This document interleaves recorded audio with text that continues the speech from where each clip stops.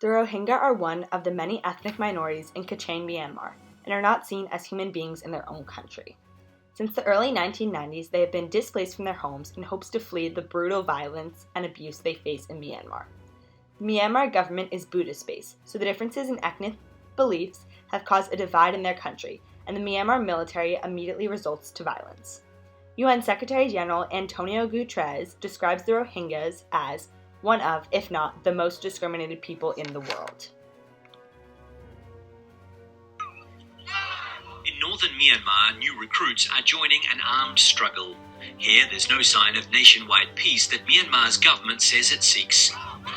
Instead, the rebel Kachin Independence Army is preparing for the next attack from the Myanmar army. They burn down the houses, shoot people, and rape women. These are three tactics they use all the time.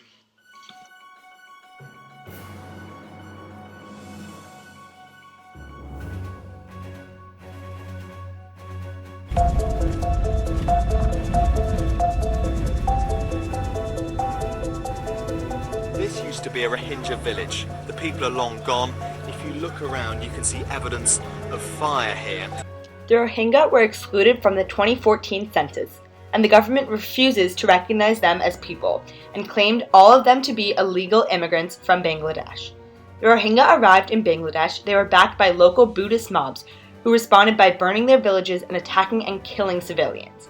At least 6,700 Rohingyas, including at least 730 children under the age of 5, were killed in the month after the violence broke out, according to medical charity Medicine Sans Frontières.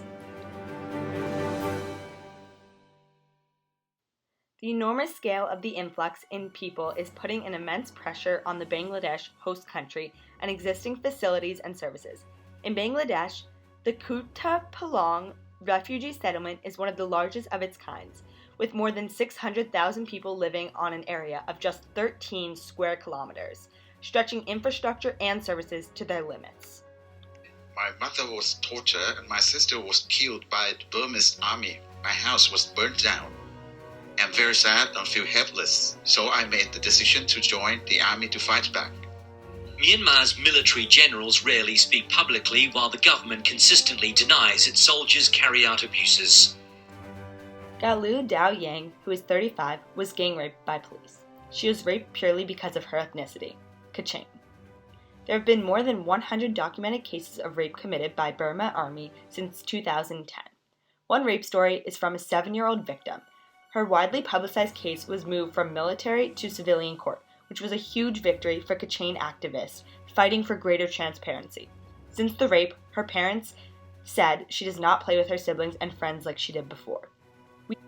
We have to voice such kinds of cases just to get the word out to civil society.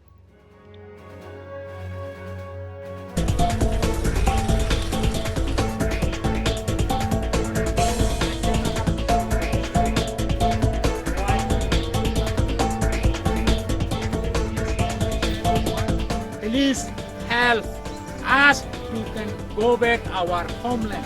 Myanmar's government insists it wants to bring these families home, but they're skeptical. They think they're the people that no country wants. Despite what Myanmar says that it wants to bring back the Rohingya Muslims, the UN says it is not safe for them, and many of their Buddhist former neighbors don't want them there. They have excluded them as human beings in their own home and are no longer welcome.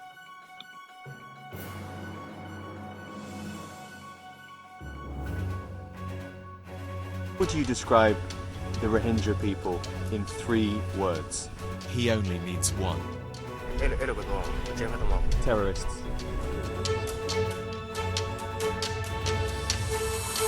The Rohingya crisis is one of the world's fastest growing refugee crises, with tens of thousands fleeing by land and sea from Myanmar daily at the peak of the emergency.